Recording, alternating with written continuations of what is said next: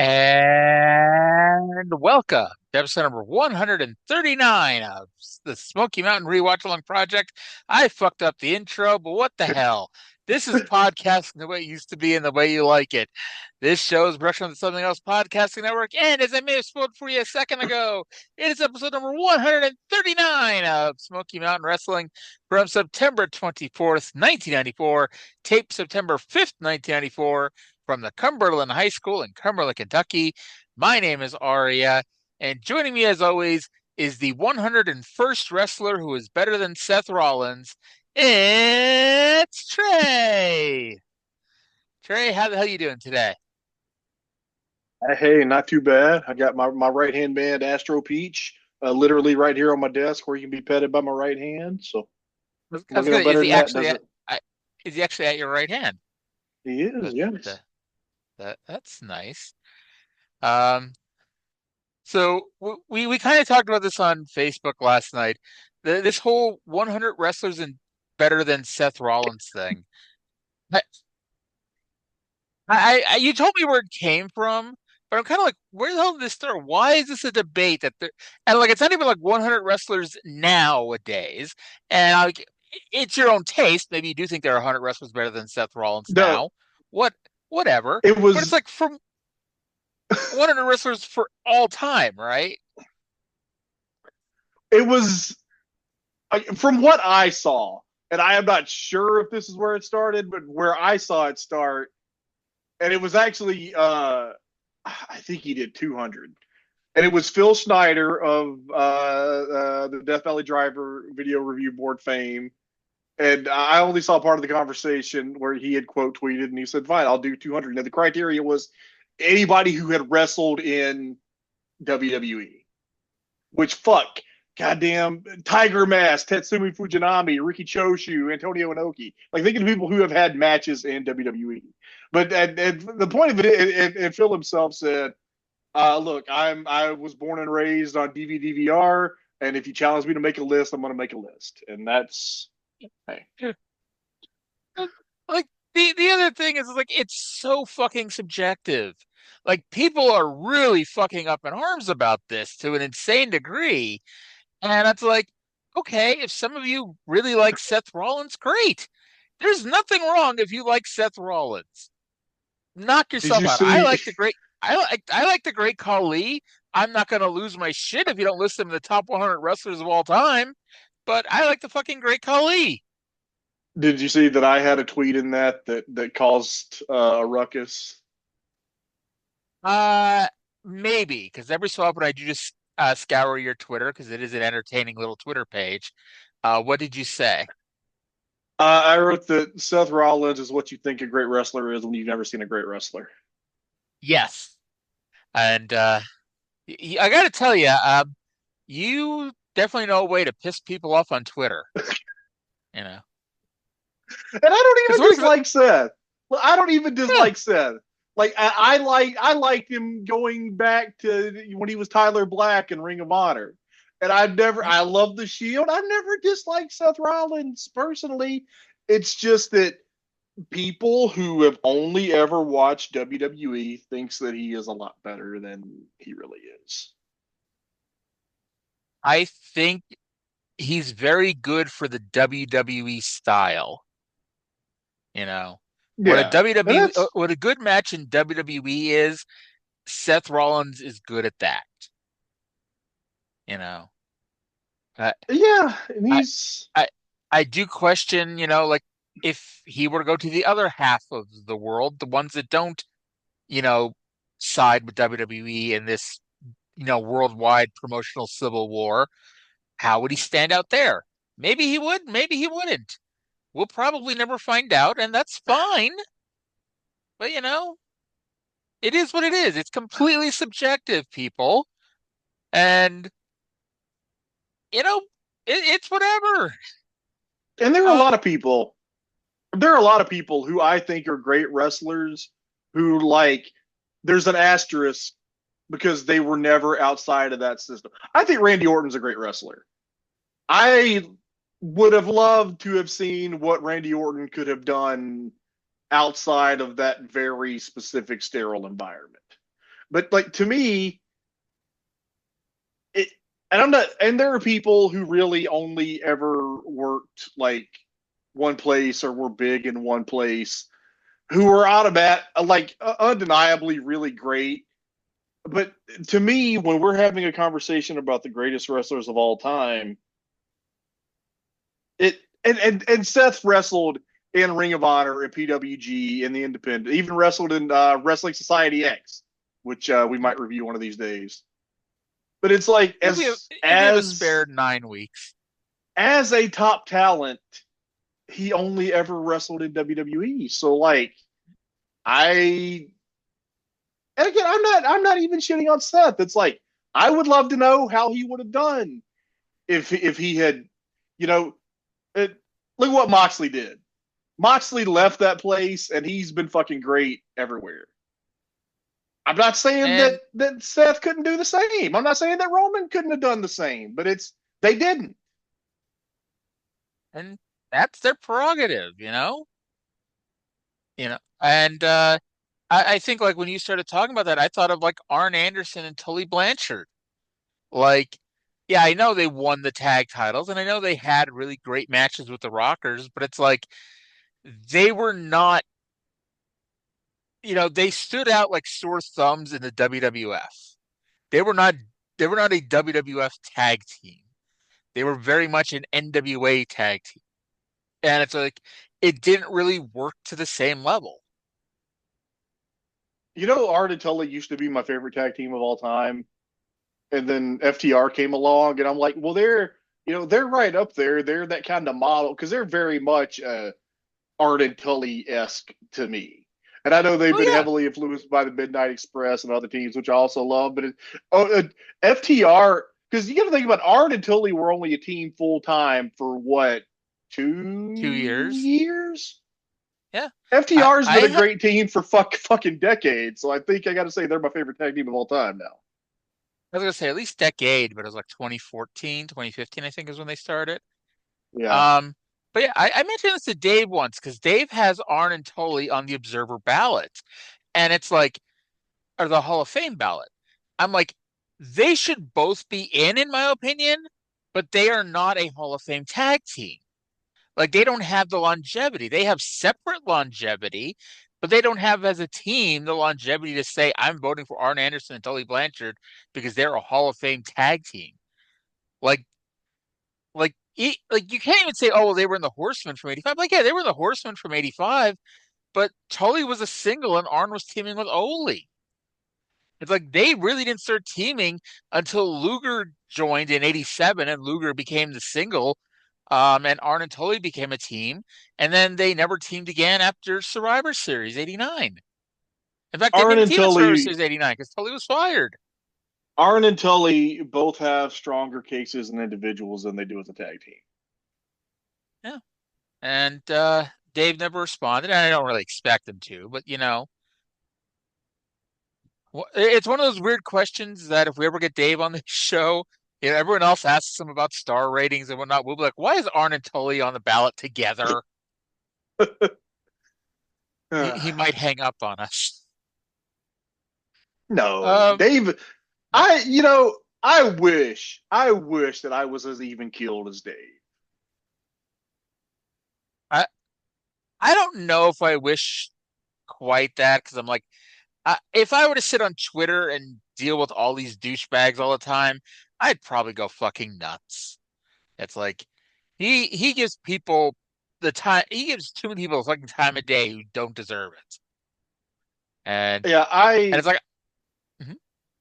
I don't know. I'm just not. I'm just not a good enough person to not pop off at people who are being stupid and belligerent. I take the Roddy Piper stance of you do not throw rocks at a man that's got a machine gun. So what the hell? Let's get into some Smoky Mountain here. This is episode 139, September 24th, as I mentioned about 20 minutes ago. Um, so remember last week when Lance did not defend the TV title? Just to remind myself, I made a note going into this show that Lance is at 2 TV title defenses, but I don't think they actually give a number this week, and we'll get to all that here in just a minute. Now, Now, this. Mhm. now, did you think that you were watching last week's episode again at first? If you wouldn't have said something, I would have. You know, but yeah, I watched this after you told me, and so yeah, this show started with the same cold open, with the Rock and Roll Express and the Gangstas in the parking lot. I don't know why Chip Kessler emphasized parking so much. You know what? He might not be so bad. I think I might enjoy him. We'll see. We'll see how you feel when after WrestleMania 11. Um, by the way, we do have a piece of Jim Ross news this week in wrestling history, and I can almost guarantee you will never predict what Dave reported uh, this week in 1994 about JR. Does JR still sell his barbecue sauce and stuff? I don't think so. I think he stopped doing that forever ago. I could be wrong, but The the barbecue sauce was fine. The fucking chipotle ketchup was amazing. I never tried any of that stuff. I did hear good things about the Chipotle ketchup. Oh, it's still on. He's jrsbbq.com. Oh, Still up and running. interesting. Well, after the Rock and Rolls and the Gangstas fight in the parking lot, let's go to Caudle and Les to intro the show. Wrestling, professional wrestling, the way it used to be and the way you like it. Hi, wrestling fans. Bob Caudle along with Les Thatcher, and you just saw some of the action of the wild brawl between the Rock and Roll Express and the Gangstas that took place in Johnson City, Tennessee. We'll be showing you more of that today by special viewer request. And I tell you, Les, we got a great hour. Boy, we sure do. And the main event today is a handicap match. Bullet Bob Armstrong's going to take on Killer Kyle, and Jim Cornette's going to be in that ring. And, of course, Lance Storm's with us today, and he's going to play Beat the Champ. We've got a draw for that right now, Bob. All right, let's draw him an opponent out of there, Les. Let's get in here and see what we can find. All right. Boo Bradley takes on Lance Storm and Beat the Champ. That should be a barn burner, too. All right, fans, lots of action to come your way. Stay with us during this hour. We're ready now. Let's go to the ring. What a coincidence that Lance's opponent would be somebody that he's feuding with.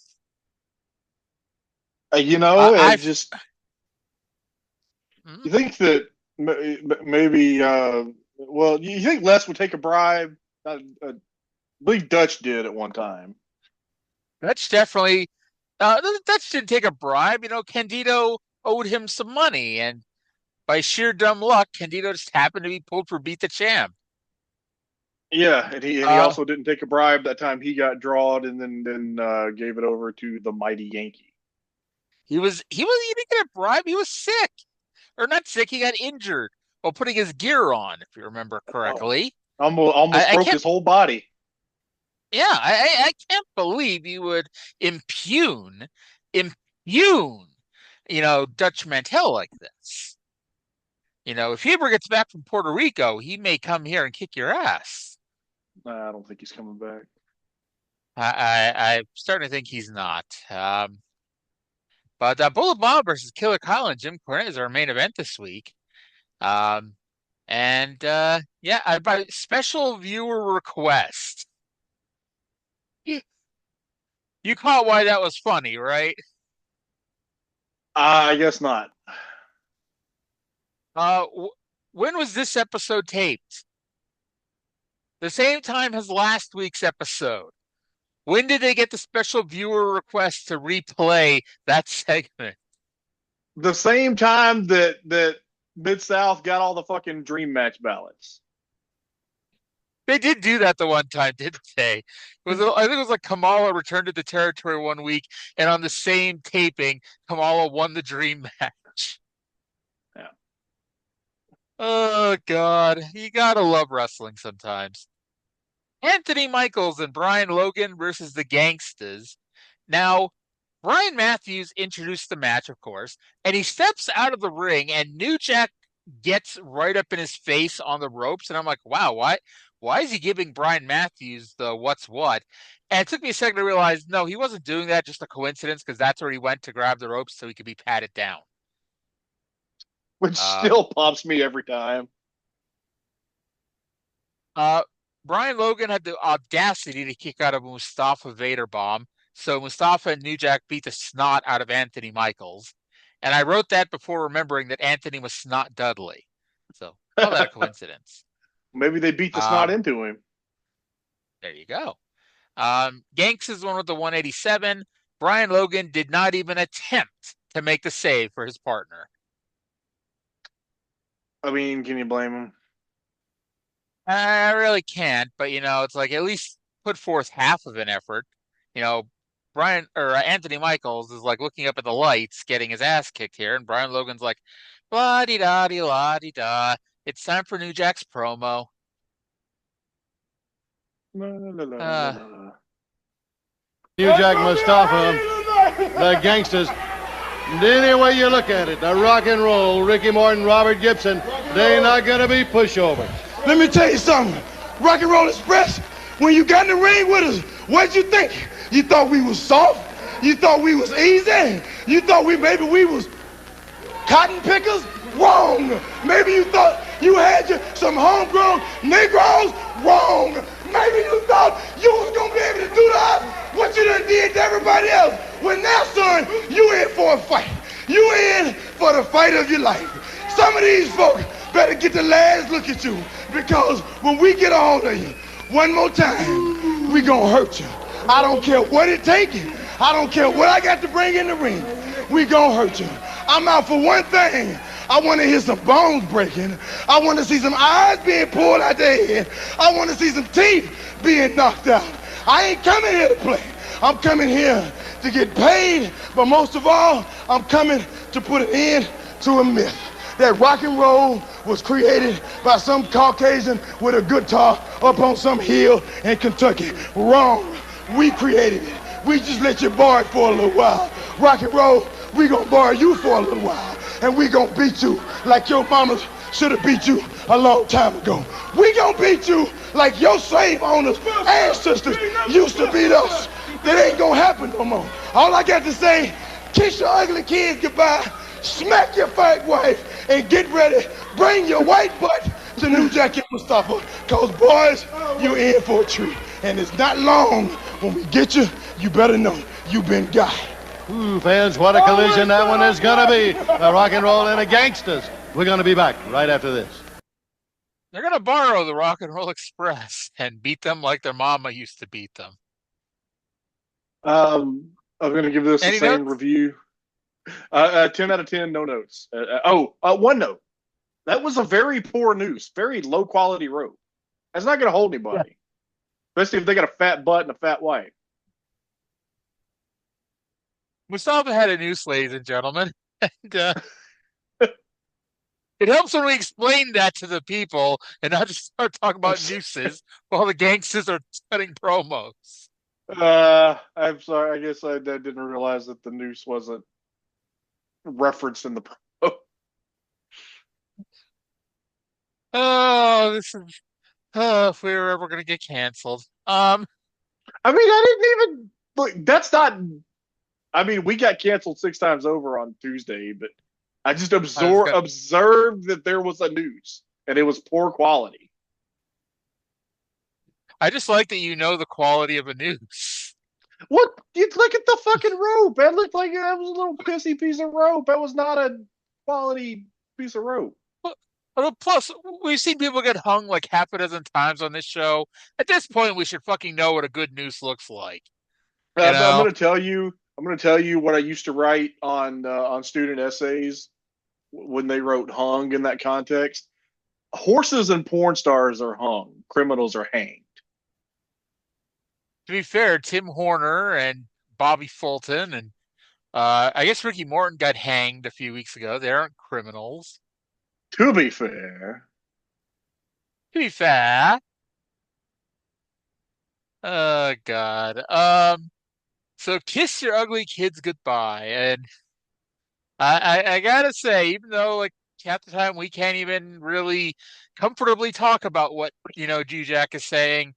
Great promos here by New Jack. Yes.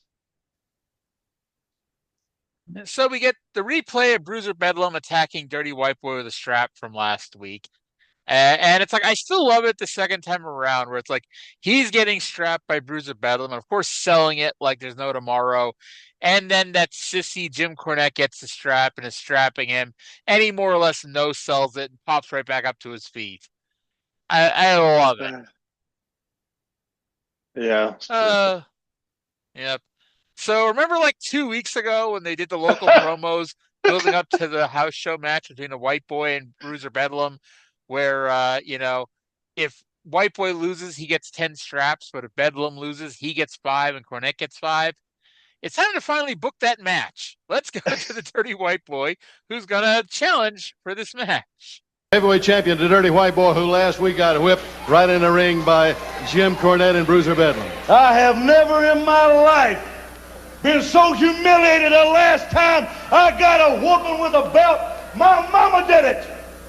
And Jim Cornette, you look nothing like my mama, because my mama is a pretty woman. Now what's going to happen, Jim Cornette, is you're going to send Bruiser Bedlam out after the Smoky Mountain heavyweight title, because you've been running around whining and crying. I've never had a heavyweight champion in my stable. Well, don't expect to get one now, big boy, because Bruiser Bedlam, y'all are wanting a match for the belt. That's all right, you got it. I got a match coming up, except there's just a little stipulation that goes along with this. Bruiser Bedlam, if you beat me, I'll stand in one of these turnbuckles, let them handcuff me, and you can give me 10 licks with a leather strap. But, he's a big butt right here, baby. If I beat you, Bruiser Bedlam, you stand in the turnbuckle, get handcuffed, for 5 licks. That's only 5. I'm taking 10, he's taking 5, right? Not bad at all. Well, guess who's going to get the other 5? Jim Cornette. Oh, that's bad. I'm going to handcuff you personally to the corner, and then I get 5 licks with a leather strap on your big behind. Can you imagine what I can do with a leather strap and all that lard that's hanging there? Because I'm going to show the world your big booty, and then I'm going to take that leather strap, and with each strap, I'm going to draw blood. I'm going to whoop you, boy, like your mama should have given you a whooping a long, long time ago. But now there's something else. You can get out of the whipping, Jim Cornette. It's easy. All you got to do is say, I quit. Wave your little arms. If they uncuff you, say, I quit. That's it. I don't want no more. I can't handle it. Then you got to leave the town. Got to leave. Got to leave the town that we whip him in. But not only the town, you got to leave the whole Smoky Mountain area, big boy. You got to jump on your mama's plane or a car or whatever she sends for little mama's boy. And you got to carry that big whoop booty on back, never to step foot in the Smoky Mountain area again. And Jim Cornette and Bruiser Bedlam, all you got to do is cinch it up. You want a shot at the gold? Jim Cornette, you want this belt? Well, those are the stipulations to get the shot at the title. Are you man enough? Bruiser Bedlam, big man. I'm pretty sure he's man enough, but Jim Cornette, you are mama's boy. You're a little whiny's mama's boy, and I know you can't handle it. So, gentlemen, you get ready. That's the stipulations. Take it or leave it. All right, fans, the gauntlet is down from the Dirty White Boy. Whoa, we'll be back right after this.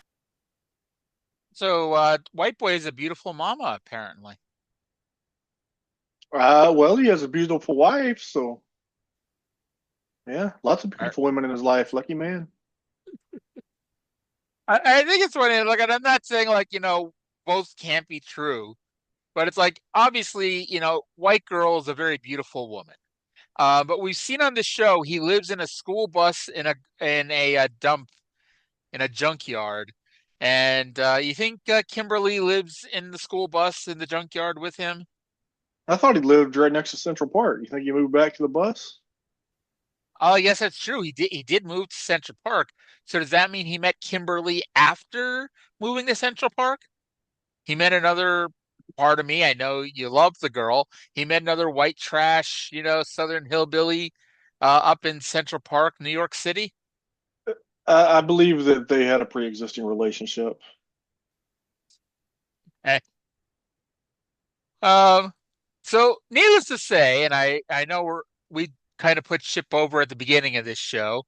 White Boy does a better job putting over the stipulations than Chip Kessler did. Yeah, that's fair.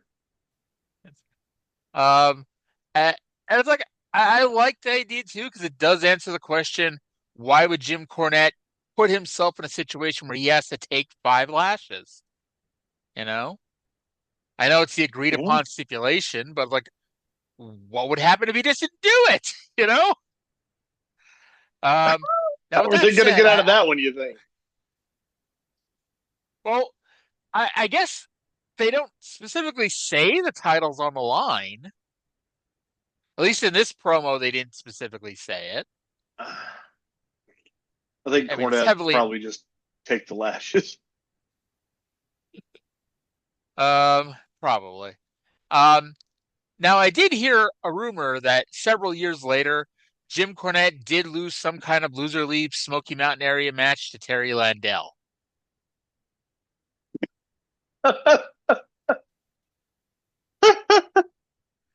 Uh, it took a second, but Trae got that one. Oh. Um, Now, from here, they show the replay of the finish of last week's Lance Storm and Primetime Brian Lee versus Boo Bradley and Chris Candido finish. And I whined and bitched about it last week, and I think it's just as stupid now. It should have been a disqualification. It was poorly. They tried to edit around it, but they didn't quite get it done, and it just looked bad. Yeah, it did. Yeah. We move on. And then it's time for our Beat the Champ TV Championship match, where Lance Storm this week is going to play Beat the Champ against Boo Bradley.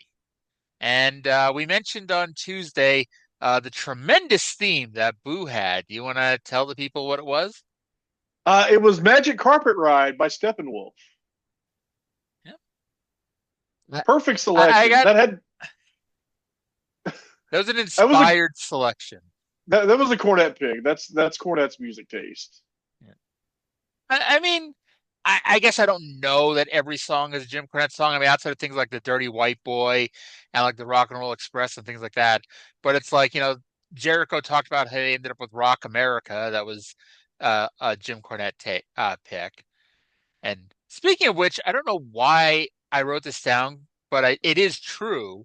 Last week, for like an entire day, day and a half, I fucking had Rock America stuck in my head. That happens to me too.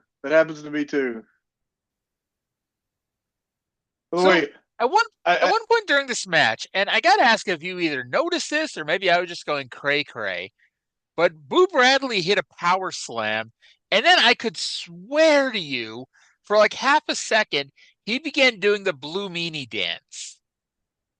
I didn't notice that, did he? I don't know. It kind of works. And then he went up top for a moonsault. I'm like, did fucking Blue Meanie watch Boo Bradley tapes and was inspired or something? Oh God! You know what? Who trained Blue Meanie? I don't know. I know he told the story of how he got the job. That Raven saw him somewhere and thought he'd be a good fit, but I don't know who actually trained the guy. Boo was a Monster Factory guy, right? Boo was, yes. It's possible Blue was too, because I mean, Meanie was from Philadelphia, I thought. Yeah. According to Cage Match, Boo was trained by Al Snow and Sabu. Okay. Are you also imagining Sabu training the Blue Meanie? I am? As much as it's not Terry Brunk is training Brian Heffron, it's Sabu is training the Blue Meanie. Oh my God, That that's why the Blue Meanie does a moonsault. Because Sabu just pointed to up and Meanie thought that he meant to go to the top rope. There you go. But I thought that Boo was great at working the gimmick. Like his look and facials and body language are perfect for what he was trying to do here. Yeah, I'd say I don't know how the hell Cornette found him, but I mean, I guess he found him the same way he found Candido. But it's, I will say all kinds of random here. The finish saw Tammy distracting the referee. Primetime Brian Lee ran in, was beating up Candido, and Booth whacked Lance Storm with his dog chain to pick up the win. And Boo Bradley is your new Beat the Champ TV champion. Um, After the match, we had the heels beating down the baby faces when Brian Logan, of all people, I guess he felt bad about not making the save for Anthony Michaels earlier. Brian Logan randomly ran in to make the save. And, well, there's a famous moment in Smoky Mountain, one of the early days, when Paul Orndorff went full heel as opposed to like the tweener he'd been playing. And like he gave Hector Guerrero a pile driver and outran all of the jobbers. And one by one, they all took a pile driver from Orndorff, and it was like a hilariously tremendous segment. And I kind of thought that's what was about to happen here, but no, Candido, hey, one and done. He gave Brian Logan a pile driver, and I think that's the first time that anyone's been given a pile driver since Mr. Wonderful left. I don't think so. I think I've seen. I think I've seen something. No, because the Bullet Bob, there was a whole thing that he was going to do the pile driver, and then he got disqualified. But Cornette went to the hospital. I remember Cornette going to the hospital. I don't remember if being from the pile driver. I'll take your word for it. Yeah, yeah, the pile driver. But yeah. So yeah, needless to say, it hasn't happened much. We'll say that. No, correct. All right. So at this point, we're 23 minutes into the show, 23 minutes without commercials. So it's about the halfway point. So it's like, okay, we got half a show to go here. And then they pitch it to a replay of the tremendous angle from last week that we talked about in depth, where the Rock and Roll Express were allegedly going to have a match with the Gangstas in Johnson City, and it ended up in a crazy, out of control brawl that took them into the parking lot, and it involved the entire roster who was at the house show, and it was just it was tremendous. It was great television, and they replayed the entire segment here. Now, Trae warned me about that, but to be honest, Trae and I are both prone to exaggeration, as some of y'all may have noticed after 140 episodes. So I was like, okay, they didn't replay the entire angle. They probably played 5 minutes. 5 minutes, that's a lot of time to play, and especially can feel like an entire segment. They did not just play 5 minutes. They played all 11 minutes and 3 seconds of it. And I mean, again, great angle. Hey, if somebody missed last week's show, they got a chance to see it. And that's great. But yeah, this was I fast forwarded. I loved the angle the first time I saw it, but I fast forwarded through it. I fast forwarded through chunks of it. I like it, but it's a very long segment. Yeah. And it's like that's the thing. It's like you can't just take, as great of a segment is sometimes, you really shouldn't just take an entire segment and replay it beginning to end, especially if it's 11 minutes long. Gives it the air of a we didn't tape enough stuff taping. Honestly, and this is only the second episode of this taping. Like it definitely felt that way. It definitely felt like, man, we don't have a lot to do on this taping here, so we're just filling some time. And I guess we'll see what happens next week and the week after, but hopefully, it picks up a little bit. Yeah. Now, with that said, Brian Matthews has confronted the Rock and Roll Express somewhere and has a promo with them. Let's go to Brian right now with Ricky and Robert. Coming to Smoky Mountain Wrestling and introducing themselves to the Rock and Roll Express. So they beat every tag team across the United States, but they never wrestled the Rock and Roll Express. Well, you see, on every time that we have met the Gangstas, we have beat them in the ring. But they said that they know that we can beat them wrestling, but we can't beat them fighting. Well, everybody knows what a fight is all about. And you see what happened in Johnson City, Gangstas, that we're just like you are. We can throw the rule book out the window. It don't matter to us. You see, you have started something that we are going to finish. You see, Gangstas, you tell everybody you want these Smoky Mountain Tag Team belts. Well, I'll tell you one thing. We will hand them to you. Because after the match that we had with you, you'll be glad to give them back to the Rock and Roll Express. What it all boils down to is you have come into Smoky Mountain Wrestling with no respect. No respect for the Rock and Roll Express. And one thing is for sure.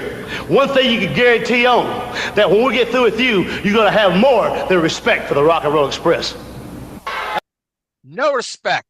No honor. There is no honor among thieves in the first place. Now, That was a better promo Trae, than this, but this was also a good promo. yeah. I do have an important question to ask you, though, Trae. Okay. If you throw the rule book out the window, how will you follow the rules? Oh. Fucking goof. I love you. And who says you can't quote Peter Griffin on a wrestling podcast? I quote Peter Griffin often. Yep. You may not know it. We just speak in Family Guy quotes the whole time and just, no one realizes it. Yeah, my wife and I do that too. I just meant on this podcast, you and I just do that. Even what sounds Apparently. like a Letterkenny quote, we're just quoting Family Guy constantly. Either Family Guy, Letterkenny, or Corner Gas. What day is April Fool's Day this year? It's a Wednesday. Damn, you'll have to do it with Cindy. Yeah. But the funny thing is 2004 is a leap year, and spoiler alert, 2026 isn't. So it's like it's going to be a day off now after a couple weeks from now. Oh, Yeah. maybe we do a Wednesday night spot show. There you go. Oh my God, we'll do the Wednesday night. I don't. Who knows? Or we could just do the show and pretend that that you're Cindy, and have Cindy do the Tuesday show and pretend that she's you. That'd be a rib, wouldn't it? Yes. The listener would be confused for like 4 seconds. I think like ultimately the rib would be on you because you'd have to watch more TNA. Although it's like, and I said this yesterday, it's the beginning of the Chris Harris main event push, and this was the time where I really started following along TNA back in the day. So I'll be interested to see if, my interest is still peaked, even though at the time I really wanted Chris Harris to win the world title, and I go in now knowing that does not happen. I've always been curious about those America's X Cups. Oh, well, you missed the first one. Mexico versus the U.S. was last week, or actually 2 weeks ago. And then the next one, it's going to be Mexico versus Canada in a couple weeks. Teddy Hart is on his way in to have a fight backstage with CM Punk, which Oh damn, that hasn't happened yet. Nope, that happens next week, I believe. Either next week or the week after. Outside of was it the Waffle House in Nashville? I believe it was the White Trash Cafe is the name of the place. That was like down the street from was down the street from the asylum, and they let all the boys eat for free. Oh. Yeah. And they call us marks. Hey. I didn't give Donovan Dijakovic $100 to come onto the show for 15 minutes that time. So, and that was before he was even on NXT. Hey, if anybody wants to come on our show for free, we'll be glad to be marks too. There you go. I was waiting to see how much you were offering to pay them to come onto the show. A smile, a child's laughter. Let's see. You have a. Where are we finding a child to give us laughter? All right, so Jim Cornette now has something to say coming up about Apple Brawl and the whipping match. Let's go to JC right now. All right, fans, here he is, Jim Cornette, and of course, Big Bruiser Bedlam. I got a lot of problems. Do you realize that? Number one, they're still talking about Apple Brawl in Paintsville, Kentucky on September 30th. The Rage in the Cage with Tracy Smothers, the Dirty White Boy, and the Rock and Roll Express going up against Bruiser Bedlam, Chris Candido, myself and Tammy at ringside, and the Gangstas. The Gangstas still won't talk to me. They won't talk to Tammy Fitch. They don't want to associate with none of us. The only thing I do like about them is they want to get rid of the Rock and Roll Express, but I don't know what kind of contrast there's going to be in this teamwork at the Rage in the Cage, and that's one thing you need is teamwork, and I'm afraid we're going to have to wait till Paintsville to find out. But now then, I've got a match today against Bob Armstrong, me and Killer Kyle. You know, yeah, that's on your paperwork. I see it. But you're not dressed for a match. Well, I'm going to be dressed in just a minute. I'm going back there right now, and I'm going to put my tights on because I'm going to reveal to you that I'm more of a man than you people realize. I'm going to unleash these big arms and this massive chest and this powerful abdominals, and I'm going to teach Bob Armstrong a lesson today. Me and Killer Kyle, I assure you that. I'm going back to get ready right now. But the worst thing on my mind is this stinking, filthy, dirty white boy and this whipping match. He has gone to Smoky Mountain Wrestling, buttered up whoever this mystery commissioner is, and he's got this match signed where if Dirty White Boy loses, I like this part, that he's got to get handcuffed to the turnbuckles and get 10 lashes with a big, thick, heavy leather belt. Well, I like that. But if Bruiser loses, he gets 5 lashes, and then they're going to handcuff me, and he's going to give me 5 lashes. That ain't happening. That's not happening. That's not happening. That's not happening. White Punk, you're getting it. That's not happening. What is this, Singapore, huh? That's true. Any human punishment. That is unconstitutional. And the only way, if Bruiser should lose, if lightning should strike, and I get handcuffed, and White Boy's lashing me with that big belt, bringing welts up, drawing blood with every lick, the only way that I can get out of it is by saying I quit. But if I quit, I not only have to leave the town, I've got to leave all the Smoky Mountain Wrestling. That's not fair, and I'm going to do something about it. And White Boy, I promise you, something bad's going to happen to you, punk, before we get to that whipping match, because I can't take 5 lashes from that big, fat, no-good redneck. I'm going to get dressed to wrestle. All right, fans, and while he does that, let's find out more about Apple Brawl 94. I like that Cornette has no confidence that Bruiser Bedlam's going to win this match. And it's all like, oh yeah, sure, I'll accept this challenge because my man's not going to lose. You have a point, but it's like you understand why he played it the way he did. I do. He's got 99 problems and a bitch ain't one. I had to laugh because he said they're still talking about Apple Brawl. They just started talking about Apple Brawl last week. I'm just glad that Tammy isn't being a problem for Cornette right now. No, and that's good because I mean, sometimes there can be jealousy between managers, and there doesn't appear to be any right now. It's funny, and I mentioned this a few times on the show. I'm surprised that no one's ever thought of Jeff Jarrett's strategy for these strap matches by just wearing all the T-shirts he could find.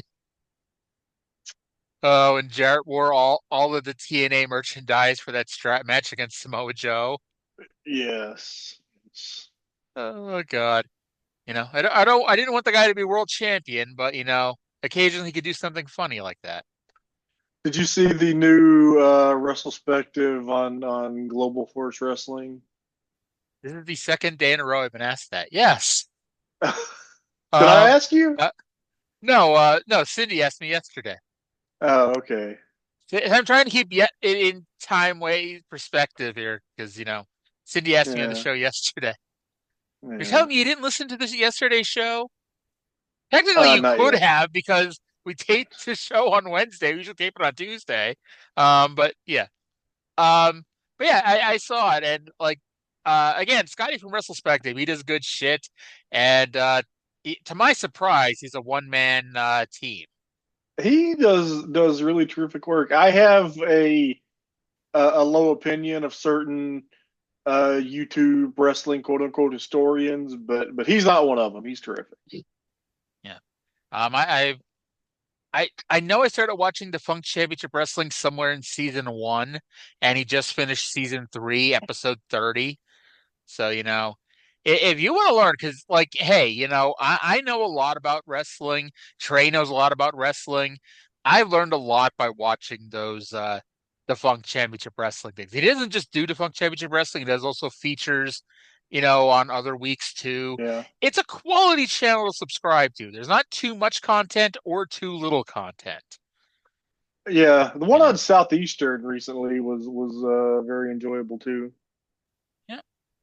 I think it was like the one that he did on Atlantic Pre-Pro Wrestling or Atlantic Grand Prix Wrestling. I really like that one. I haven't watched that one yet. I need to go back. I just kind of discovered him recently. I think you might have turned me on to him. I need to go back from the beginning.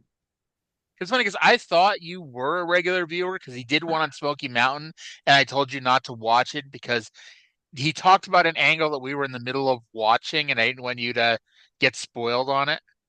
Okay, can I watch it now? Because I still haven't watched the Smoky Mountain episode, and I keep not watching it because I don't want to ruin anything important. I mean, technically you could, because at this point I don't think there's anything that you don't already know. I think yeah. Right. But yeah, so Scotty from WrestleSpective, good shit, man. Yeah. Go listen to him. So at this point, how closely have you been paying attention to the Apple Brawl commercials, and specifically the Rage in the Cage match coming up at Apple Brawl 94? Apparently not closely enough because you're implying that I'm missing something. So the Rage in the Cage is Bruiser Bedlam, Chris Candido, and the Gangstas versus the Dirty White Boy, Tracy Smothers, and the Rock and Roll Express. And what I didn't realize, and it caused my eyebrow to raise when I really watched the commercial this week, everyone except for Tracy Smothers is working the undercard. Bruiser Bedlam's wrestling a White Boy, the Gangstas are wrestling the Rock and Roll Express, but Candido is wrestling Lance Storm. And Lance is not in the Rage in the Cage. Tracy is. Tracy must be hurt. I don't know, because he hasn't really been wrestling on the show much lately, has he? Yeah, no. He must have got hurt the weekend of Night of the Legends. Possibly. But even before that, he wasn't I don't remember him being on the show wrestling much lately. But who knows? Maybe he actually is healthy and he's just, he doesn't really have a program right now, so just kind of giving his face a little bit of a rest. Yeah, yeah, maybe. I don't know. If he hadn't been wrestling, he's probably got a minor injury of some kind, I would guess. Quite possibly. Okay. So from here, Chris Candido, Tammy Fitch, and Boo Bradley are out for a commercial. And I have a major gripe when we get done this promo. Let's now go to the promo and be back with the gripe. Our television champion now, Miss Tammy Fitch, Chris Candido. Bob Cottle, how good it feels. First of all, Boo Bradley has revenged my loss on TV title to Lance Storm, and my pet right here, Boo Bradley, is the new Beat the Champ TV champion. I got revenge against Brian Lee by choking him out with that big chain. I'm knocking him out left and right. And I'm Bob Cottle. I'm the greatest wrestler in Smoky Mountain Wrestling. I'm taking him out one by one. And whatever the other guy's name was, he wanted to get him my way. He wanted to get him Boo in Miss Tammy Fitch's way. Well, I put his head right down there, and I apologized him right through the mat. And hold on a second. Hold on about that. Well, hold on a second. I'm talking about everything. What is he doing out here? Bob Armstrong. This is my time, Armstrong. Making his way. Billy Bob Armstrong, fans. I'm just here to deliver a message. As you know, the new commissioner is a man who's well informed. I just talked to him, and he asked me to tell you this. You violated the most basic rule in Smoky Mountain Wrestling. You pile drived a man, could have finished his career. And the new commissioner's a man who likes to put his foot down. He don't like people to break the rules. He told me to tell you just this, plain and simple. You are suspended as of right now for 4 weeks. What are you talking about? Unemployed for 4 weeks? Now I'm not gonna have a check. How are you not gonna Who is this guy? Who is this guy? I'm gonna call my lawyer. That's the word from the commissioner. 4 weeks, fans. He's suspended. We're going to be back. Let's take time out for this. Now I'm pretty sure I know why Trae is going to get upset about this. Especially because Trae wasn't here for the first 40 episodes or so. But I'll tell you why I'm upset. Why is Chris Candido being suspended? Like, I know the real reason why Chris Candido is being suspended, but in kayfabe, why is Chris Candido being suspended? Paul Orndorff made it a habit of pile driving every Tom, Dick, and Harry who came across him, and he got fined. He got fined $500 for that. And so why does Paul Orndorff get a fine, but Chris Candido gets suspended for a month? Because the fine did not sufficiently deter Paul Orndorff, so they had to reevaluate the Smoky Mountain Wrestling criminal code. Well, maybe it's because Paul Orndorff was a big fucking star and he has money to pay $500. Like, $500 is what he tips for a nice steak dinner. You know? Candido might have been making $500 a week. Yeah. You know, by the way, with $500, you think you could get a good fillets mignon for $500? I do know because I just watched the Chris Van Vliet had Headbanger Most on this week to plug his new book, which sounds interesting. But Mosh said when the Headbangers started in SOW 95, they were getting $75 a night. You said $75 a night? Yeah. For like who was it? 3 or 4 nights a week. Yeah. Who was it that The Rock said that if he could beat them, he'd have a chance of winning the Royal Rumble? Oh, the other one was Crash Holly. Like, I know one was Headbanger Mosh. Headbanger Mosh and Crash Holly. Yes. Yes. Yes. Poor Headbanger Mosh. It's funny you mentioned that, and usually Chris Van Vliet stuff pops up all over my social media, but that one didn't pop up. You said it was recently? It was this week, yeah. Like, I watched it, Huh. I think, yesterday or the day before. It was this week. But yeah, as Arya alluded to, the reason that Candido is suspended for 4 weeks is that he has an All Japan tour. Which, as always, I have to look at the All Japan tour and find that match that I wish fucking made tape. And apparently on October 4th, 1994, Chris Candido had a singles match with Tsuyoshi Kikuchi, and that sounds fucking awesome. I don't know who that person is. He was a junior heavyweight, so he was like kind of down the pole. But whenever he had a tag team with Kenta Kobashi, and they feuded with Dan Crawford and Doug Furness over the All Asia Tag titles, and he had, was a frequent junior heavyweight title challenger for Masanobu Fuji. He's fucking great. Just piss and vinegar and Skulltron. By the way, Doug Furness and Dan Crawford, greatest tag team in the history of the World Wrestling Federation. Indeed. Yep. So, main event time. And, we did not have a lot of time left in the show for the big main event this week. So it is scheduled as Bullet Bob Armstrong versus Killer Kyle and Jim Cornette. So we have some really bad news here. And I guess I never put over just how fast the medical team works in the South. But we saw Jim Cornette about 5 minutes ago out here cutting his promo. He went to the back, and the poor bastard, he hurt himself. You remember WrestleCrap Radio? They had their sad news music. We need some sad news music. Yeah, I'm fucking that one up. But yeah, poor Jim Cornette. He's coming out here in a neck brace and his arm in a sling, and he's going to tell us what happened. Let's now go to Jimmy, who has something to say. You know, I got the worst luck in the whole world. I wanted to have this match real bad where I could beat you up, Bob Armstrong. But, dadgum, wouldn't you know it, when I was going down there to put my wrestling tights on, I slipped and I fell down the stairs and I about broke my whole body. And I ought to be over in the hospital in iron lung right now. But I came out here racked with pain and misery just so that I could see Killer Kyle get in the ring and carry on and take you out.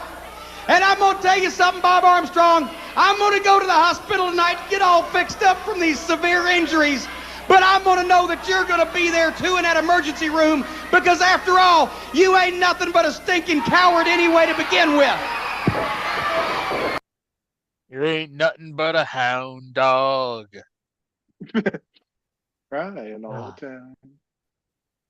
So, poor Jimmy, he's unable to wrestle here. Bruiser Bedlam attacks Bullet Bob at the 43-minute and 29-second mark of this 45-minute and 57-second show, and there's still another promo to go. So I believe that gives you a fair idea of how long this Iron Man match of a main event goes. I literally didn't even write anything before. It's a miracle! Jim is okay!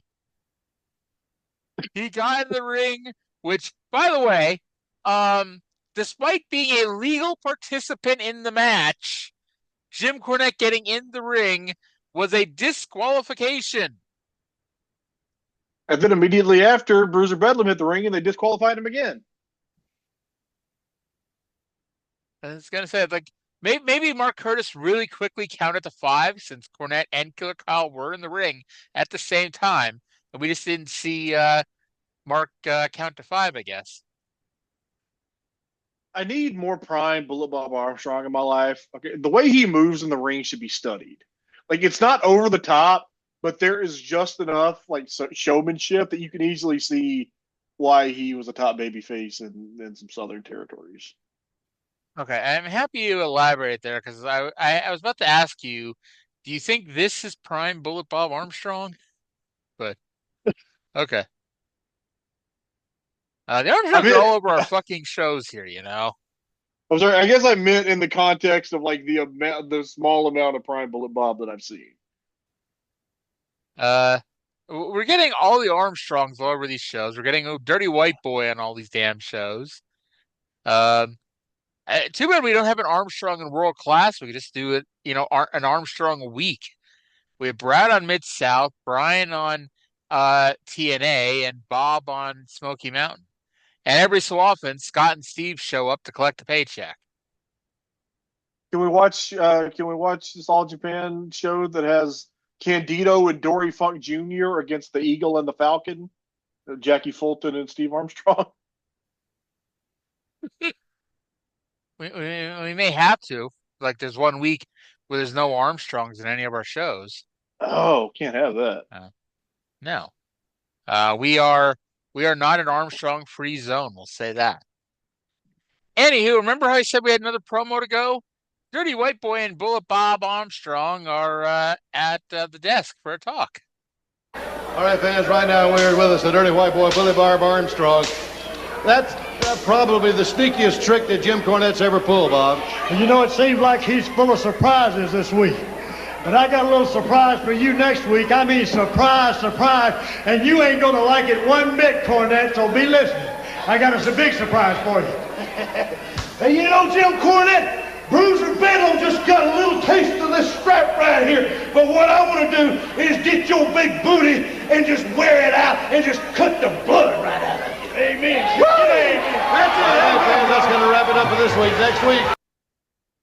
Okay. So I guess there's not a whole lot to say. Just, you know, there's stuff that's going to happen next week, and Dirty White Boy would like to whip Jim Cornette's fat butt. I'm sure glad that something's going to happen next week, because we got to watch that show, and I'd hate if nothing happened on it. Yep. And then we got a graphic informing us that next week we're going to have Bullet Bob's surprise tag title bout. Oh. And more. Yeah.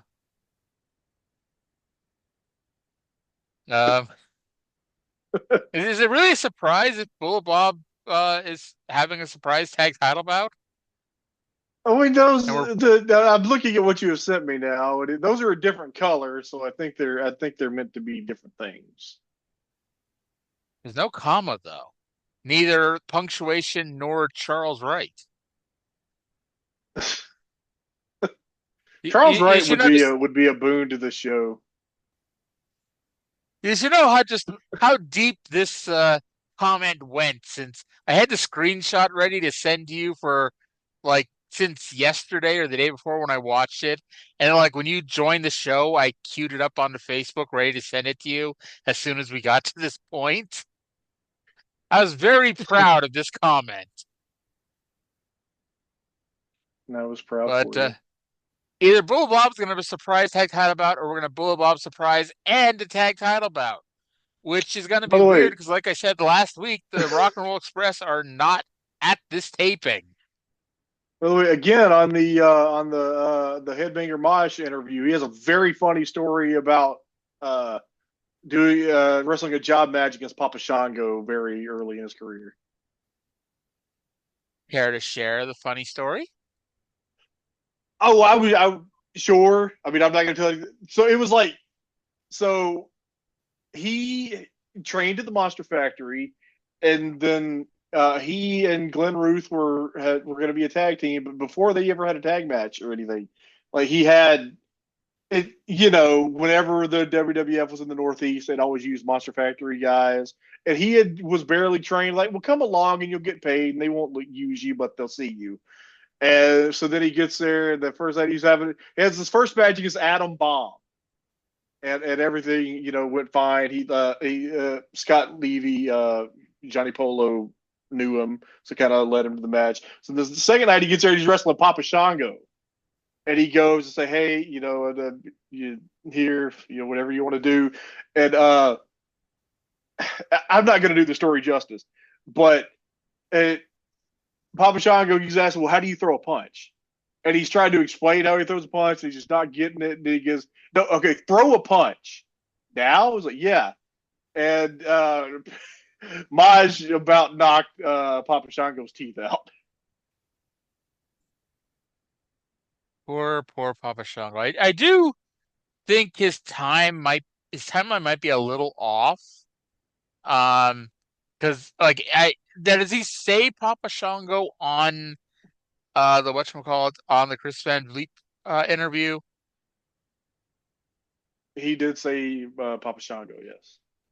Okay, so the timing does not add up. He's probably confusing a few tapings because Adam Bomb and Papa Shango were not there at the same time. And Adam Bomb was there when Kama was there, but that was after Johnny Polo was gone. So Adam Bomb defeated Chaz Ware on the July 7th, 1993 Superstars taping in Wilkes-Barre, Pennsylvania. And Papa Shango defeated Chaz Ware at the Wrestling Challenge taping July 7th in Salisbury, Maryland. Never mind then. What the fuck do I know? So turns out Headbanger Most knows his career better than I do. Well, you need to read his book then, don't you? I guess maybe that is a big deal for him. So like maybe I do. Maybe he'll tell us about being the Sisters of Love on the debut of Shotgun Saturday Night. Yeah, I don't think he even mentioned that. Yeah. Let's see here.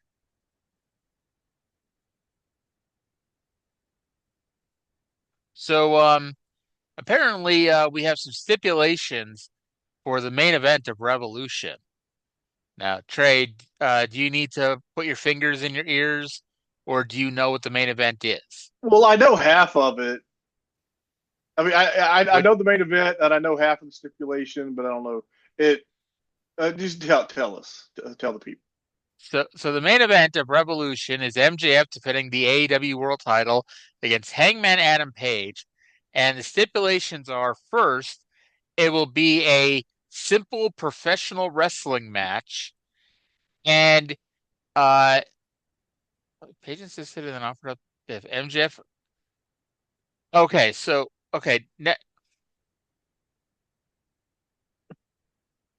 okay, this is a really poorly written article. I apologize to the person who wrote this. I'm not going to shame them, but the stipulation appears now to be it's a Texas death match, and if Page loses, he never gets another shot at the AEW World Title, I think. Huh. What did you see? No, well, I knew that part. The reaction was that why are they doing this now? Because I imagine Hangman's getting the belt back, but They've been they moving really that belt a lot, which isn't a yeah, bad thing necessarily. It's just not what they have done historically. I mean, they haven't been hot-shotting the belt around before, but it's like this. This isn't Cody losing. This would be a really weird, I think, if Hangman weren't allowed to ever win the world title again. But anyway, apparently they're doing another FTR Young Bucks match at Revolution. Those are for the always tag team terrific. Yes. And as long as CM Punk doesn't beat up Jack Perry backstage, the Young Bucks might have a shot. You see that the AFI song is going to be in the WWE video game this year? I did. I saw that earlier today, actually. Those game, I see the clips, and then I always kind of want the game, and then I don't know. If I get it, I'm not going to end up playing it. I got, I think, 24, and I played it for like a few hours. I just don't. I would. There are a lot of video games I would love to play. I just don't have time. The most recent one I have is 22. You know, just wait. It's currently $70. It's gonna go down. Yeah. You know. I'm confident the price of WWE 2K26 will go down. Oh, breaking news. Swerve turned heel on Kenny Omega, apparently. Huh. That is some breaking news. Man, heel Swerve is a crazy, violent, evil motherfucker, so that might be interesting. The funny thing is, like, and I forget if we talked about it on this show, or I just, message you about it. It's like, wrestling fans are weird. Swerve was a heel who broke into Hangman Page's house and menaced his children, and because of that, he became a big baby face. And then Hangman was a top heel who burned Swerve's house to the ground and became a babyface. AEW fans love felonies. Yep. I remember Bret Hart's promo, nobody glorifies criminal conduct like the Americans do. It's true. To be fair, it didn't help Hangman Page that when Swerve broke into his house and menaced his baby, that Hangman, who was hundreds of miles away, ran out of the arena and began running towards his house. So, remember Shane McMahon did that once. It was, I think, it was during no, it was when he was fucking feuding with Eric Bischoff. It was when Eric Bischoff showed up at Linda McMahon's house and I don't know, was threatening to rape her or something.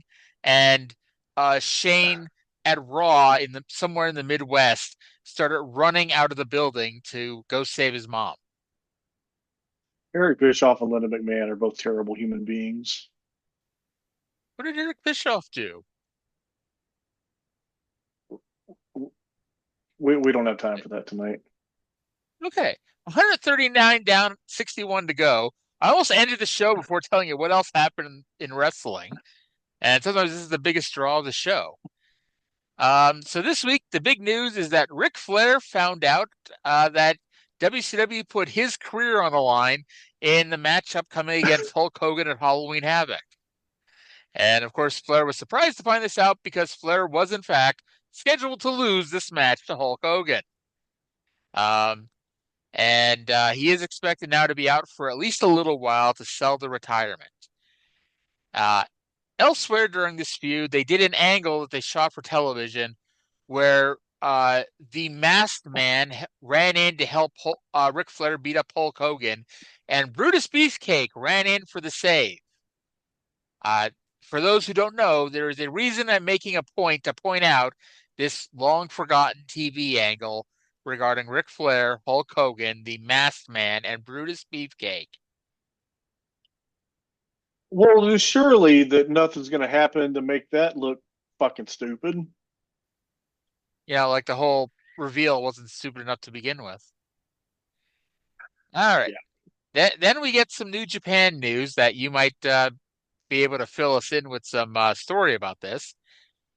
On the September 24th New Japan show, Jushin Liger teamed with Riki Choshu to do battle with Keiji Muto and Wild Pegasus. Jushin Liger went into this match with 0 broken legs and came out with 1, as during a freak accident, he took a Muto dropkick and landed wonky. Okay, so this is 94? Yeah. What year was the brain tumor? I don't know. 96 maybe? 95? Maybe, yeah. There is a point that Liger stops doing all the crazy high flying shit. And it's either after the broken leg or after the brain tumor scare. What was it? Liger and Choshu against Muto and Wild Pegasus? That sounds fucking tremendous until, it goes wrong. Yeah. And thankfully, he does not become Chris Candido from Lockdown 2005. Oh, that was terrible. Let's see, how long was he out? Curve matches 94. Still preoccupied with 1994. Yeah, and then when does he return? He's out until next August. So it was the God damn. That is a little surprising. Yeah, it's not. Well, I was just thinking, is that like normal for a broken leg, or it seems a little long, doesn't it? Yeah, I think broken leg would be like 2 months, maybe 3 months. It's funny because Liger in the early days did all kinds of fucking crazy dives, and then older Liger would tease the dive, but he'd only do a baseball slide. And it just makes you think that in 2000, like Rob Van Dam did every fucking crazy thing in the world, and then he broke his leg doing a baseball slide. Mm-hmm. That's how it works, It's the most basic of shit that gets you. Yeah. By the way, WCW officially took Jesse Ventura off all WCW broadcasts this week and informed him that they would not be renewing his contract when it expires on March 1st. Well. Yeah.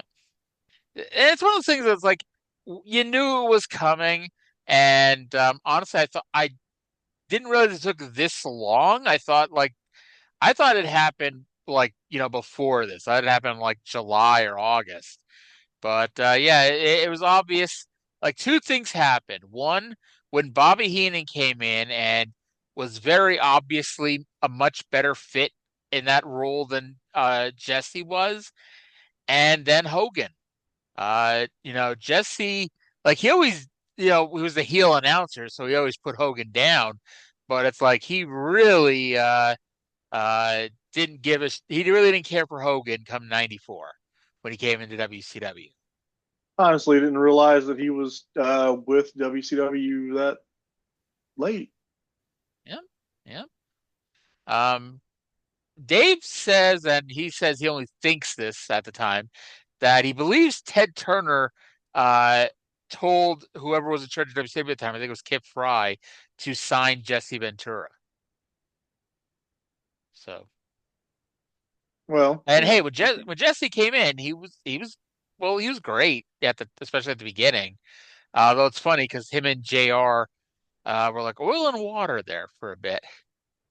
But of course, it was also the time when JR was Bill Watts' right hand man, and so JR was getting a lot of the heat that Bill Watts had. Yeah. I told my friend Lauren, who for some reason is reading my book, and I love her, but I didn't give her my books because I never thought she was actually going to read them. But I told her about Bill Watts and how he got fired from WCW, and her exact reply was "fuck Bill Watts." Sorry, who was that? So, my friend Lauren. Well, yeah, Lauren has a point. Yep. By the way, remember earlier I mentioned Jim Ross? Now, I do. have you even hazard a guess as to what I'm about to say? Not a clue. Jim Ross. Yes, that Jim Ross. Fat oaky cowboy hat, glasses. Got fired when Ric Flair went off on the WWE 2K panel that time. Jim Ross is currently in negotiations with the fucking UFC to do commentary on UFC 4 in December. Now that does not happen, but can you imagine? There used to be an amazing edit on like YouTube of Jim Ross commentary over UFC clips. And I don't even know if it's still available, but now I'm going to go ahead and look for it because it was awesome. Now I don't know if it was planned at this point, but UFC 4 did end up taking place in Tulsa, Oklahoma. So well, at the very least, it would have been a local broadcaster. I just remember, I think it was like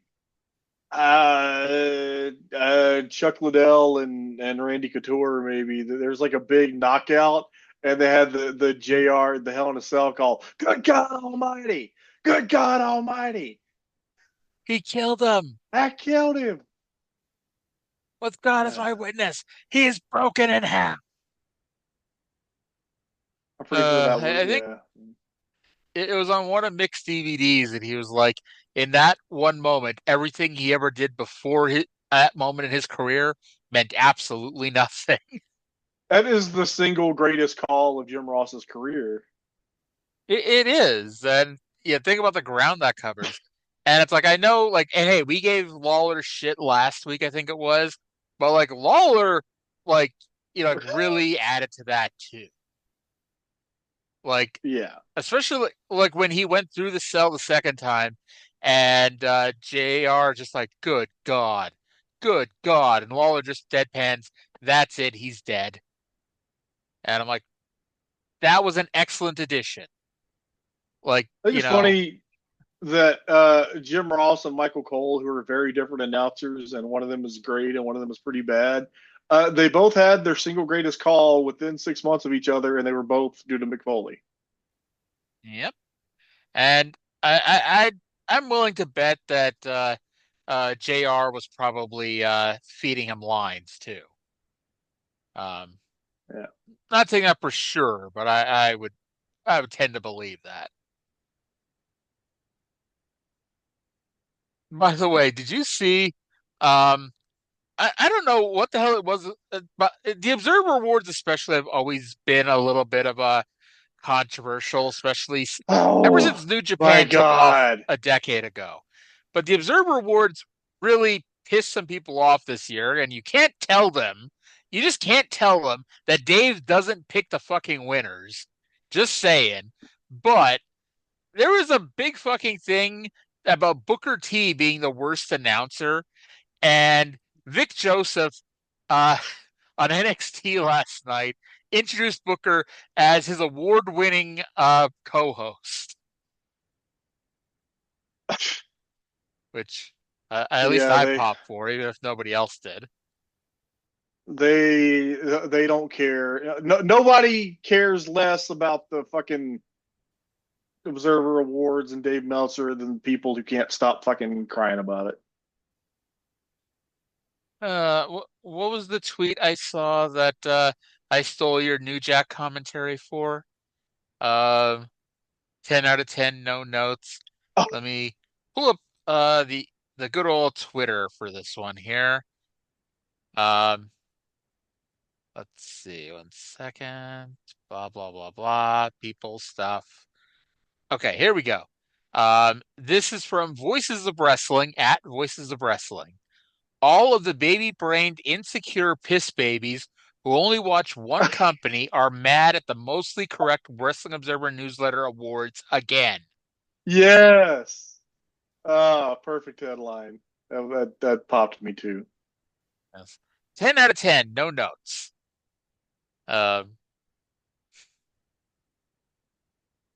Apparently, Swerve did a vertebreaker to Kenny Omega through the announce table. I saw that. Yes. Did I ever tell you how much of an idiot my brother is?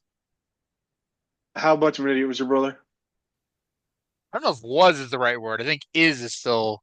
I think he's still a little stupid. I don't know if he's.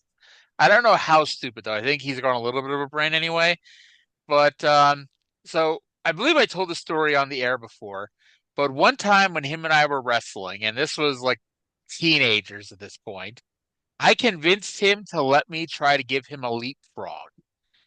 And well, if you think I'm oval shaped now, I was pretty oval shaped as a teenager as well. And so I took a running start. I bent my knees and I jumped up as high as I could go. I went all the way up and came down on the back of his head.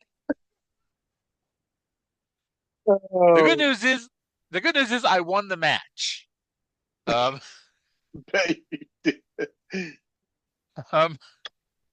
then, years later, and we were in our 20s at this point, so God only knows how the hell I convinced him to even let me try to do this. And by the way, I failed at picking him up, so I mean, we can all be happy for that. I convinced my brother to let me try to give him a vertebreaker. Yeah. Well, that explains the church camp, I guess. My soon-to-be award-winning T-shirt design. So, what the fuck? I'm just gonna rant here. We have a little bit of time here left in the show. So my brother, and this is not my hill to die on, so whatever.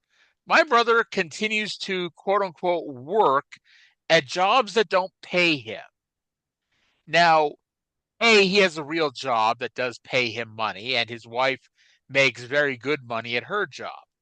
So he can afford to volunteer some money at a place. So this isn't, he's in the poorhouse and working jobs where he's not getting paid. This is just, in my opinion, a shitty thing for companies to do. So he works at both a church camp and during the summer, and he works at a haunted house in October, and both of which charge people to go to. The camp charges like hundreds of dollars for people to go to the camp, and the haunted house charges admission. I don't know what it is, but I'm going to bet it's not $1 or $2. Anyway, he gets paid nothing. And my comment is, you don't volunteer for a for-profit business. And I get a church can be a gray area because whatever. But it's like, especially the fucking haunted house, they're not doing that to be a non-profit. Just saying. I'm anyway, sure never mind. Go ahead. Never mind. So anyway, the reason why Trae brings up the church camp is because my brother posted today that the church camp was having a contest to design a T-shirt for the campers to wear this year, and it's free to enter. And what they don't also tell you is that the prize is nothing. Nothing at all. Zero, zilch, nada, zip. You win nothing if you win this T-shirt design contest. I don't even know if you get a free T-shirt. I would actually, hey, if I win, I want one. So I decided to put that much effort into a design that I legitimately submitted for this T-shirt design contest, where I just found a black T-shirt on Google, and I wrote "camp" in big letters on the front of it. And then my brother said you have to have the name of the camp written on it as well. So in teeny tiny print at the very bottom of the shirt, I put the name of the camp. We should do shirts that they're black with purple text and it just says podcast. And then at the bottom it's got something else, podcast network. It's got the URL, tinyurl.com/something else YouTube. Oh God. I don't know. It's like I think it's just stupid and ridiculous. And it's like,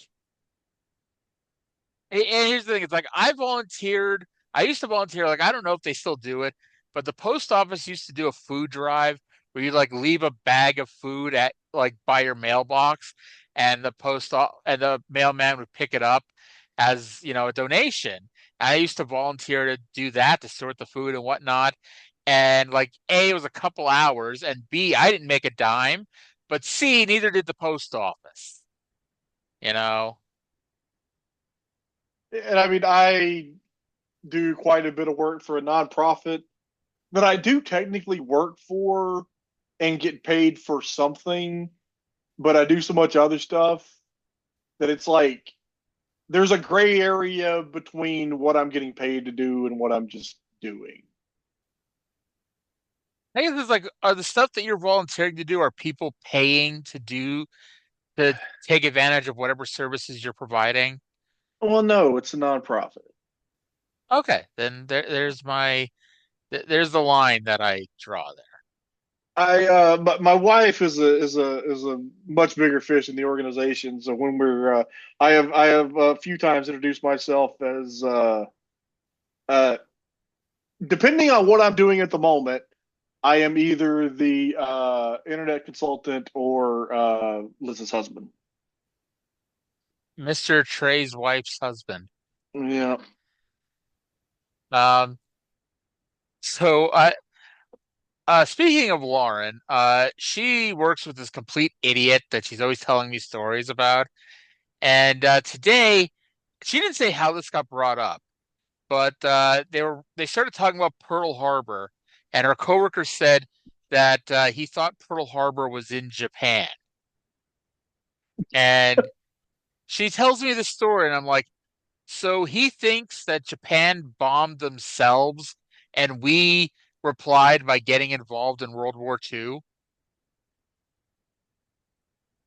Well, clearly, was it over when the Germans bombed Pearl Harbor? Hell no, and it ain't over now. That was the second time that I got to reference that Animal House speech this week. So what was the other time?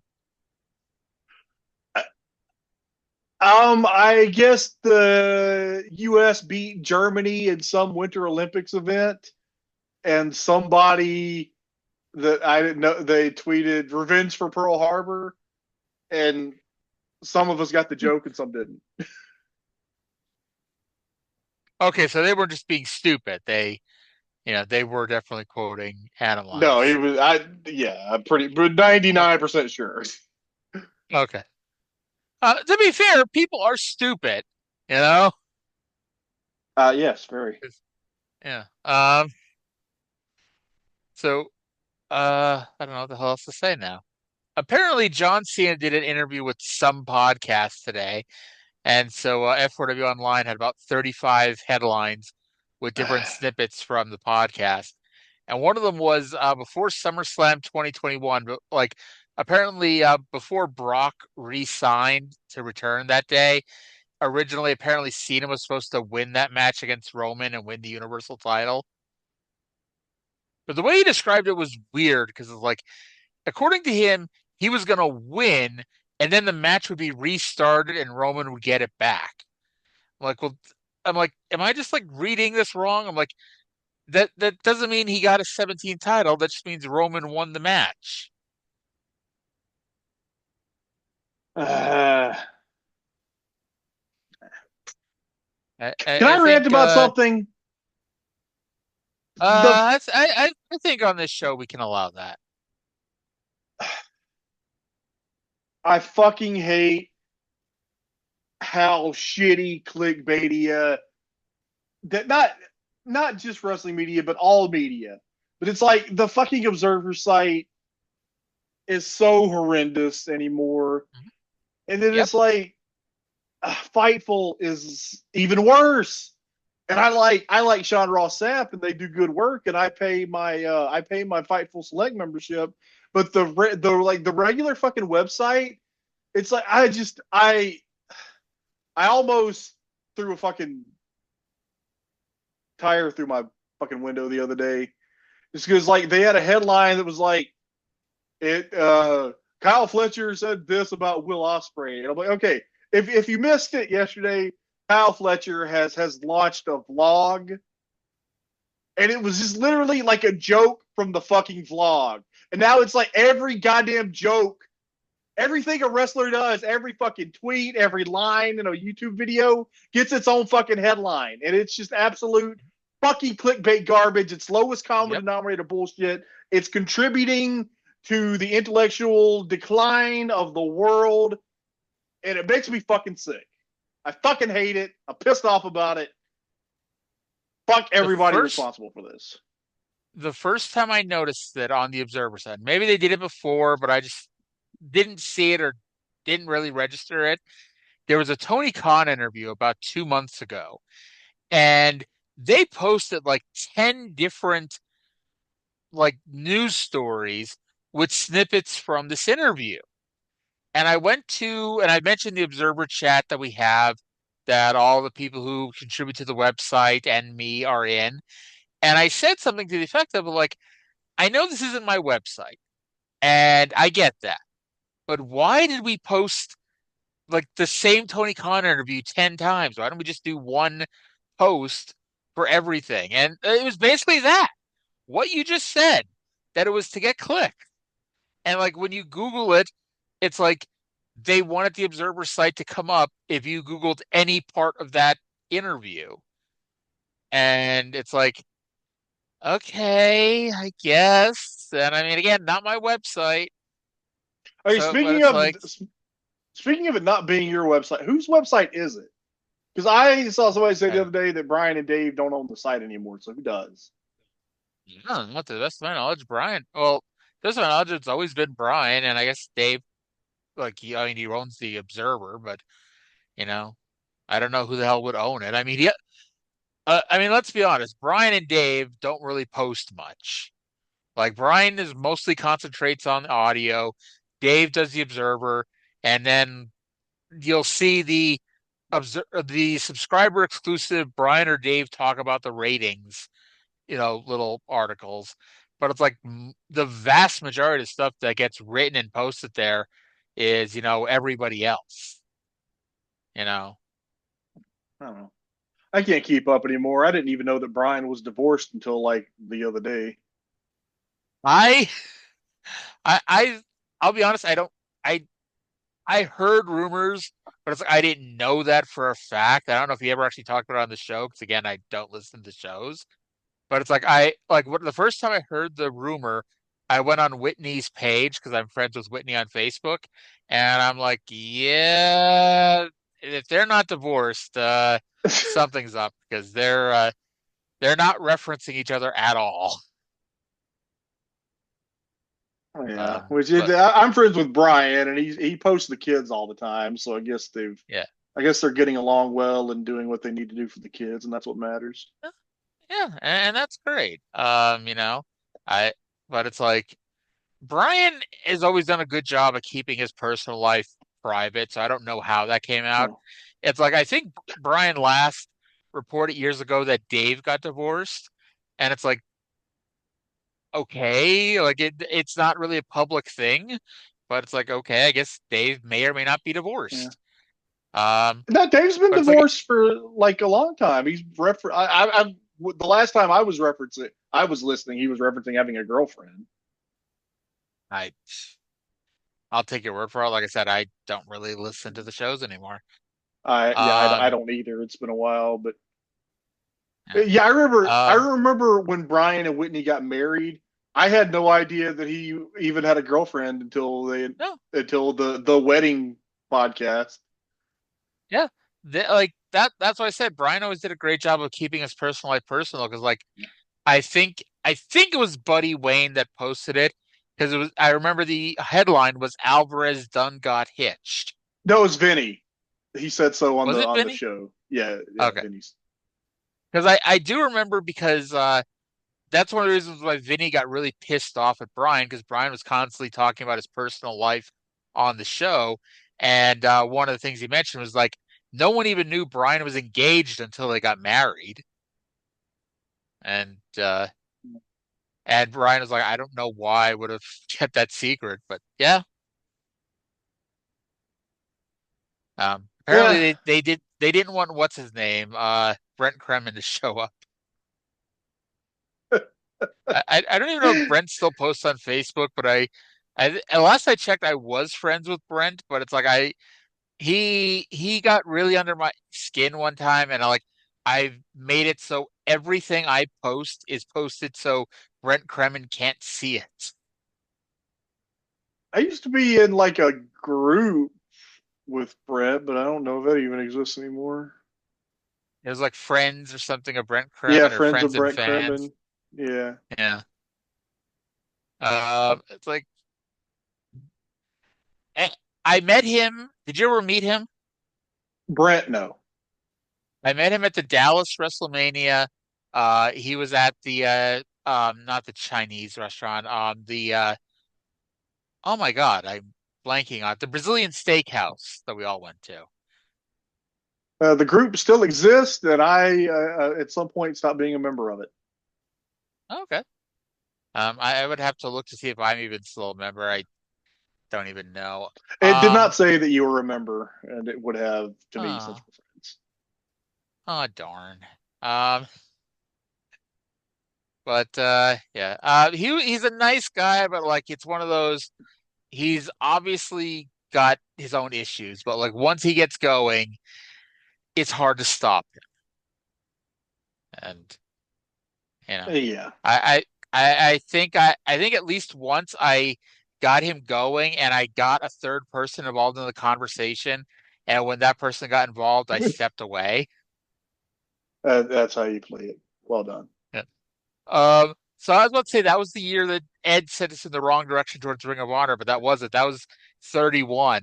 So we must have had a dinner and or maybe we met at the hotel or whatever, but we got on a bus to go to the Ring of Honor show, the Super Card of Honor 9 show, and Ed pointed us in the wrong direction. And so we were all late for the Ring of Honor show.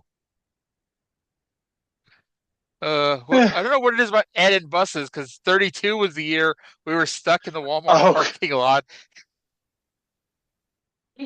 Oh God. I love you, Ed. But I usually see Ed at shows pretty regularly, but then I don't go to nearly as many shows around Texas as I used to. I miss Wrestle Circus. I used to always see Ed at Wrestle Circus. He would that was a fun show to watch because it would air on uh oh my God, Twitch. it's yes, Twitch. Yeah. Um I went to probably half of those shows. It was really it was like we almost had our own little PWG in Austin. yeah. Um and then shit unfortunately happens. Yeah. Um but WrestleMania 31 was also the one where I got drunk off my ass at the hotel bar after the show. So it's like West Coast. So the show ended at 8 o'clock, and we're all staying at the hotel. So we all go to the bar, and I had a Long Island iced tea, and it was quite yummy and it was quite strong. And after I drank it, I'm like, okay, I'm gonna go to my room now. But before I got up, the bartender placed the second one in front of me, and I'm like, I didn't order that. And he pointed to, I think it was Ed who bought it. Like nobody ever fessed up to it, but somebody bought it for me. And I'm like, okay. And so I drank it slowly, and I did drink it slowly, but that was a lot of booze times two. And this was one of those hotels where there was like six different buildings, and of course my building was on the far other side from where the bar building was. And the pool was right in the middle. So I sat at the pool with a couple of guys, and for like an hour, maybe 2 hours, until I sobered up enough to walk back to the hotel room. But I was drunk off my ass. It happens. Yeah. And then I woke up at like noon or 1 in the afternoon Pacific time, and I was like, oh shit, I got to go to Raw now because Raw would start at 5 on the east or on the West Coast, and Eastern and Pacific time. Yeah. And I think that was the show where everyone turned on the New Day because the New Day were still baby faces, and it led to them getting their big break as heels. Yeah. All right. So I think that about does it. We talked for about an hour 50 minutes at this point, hour 45 maybe. Yeah. So that's gonna do it. Trae. Any fun plans for this weekend? No. My wife went to visit her sister for the week, so she's been gone. So it's just me and the cats, and I'm just working on some projects. Sounds good. All right. Well, I want to thank everyone for listening. I hope you all enjoy the show, and we'll talk to you again in 7 days. Bye.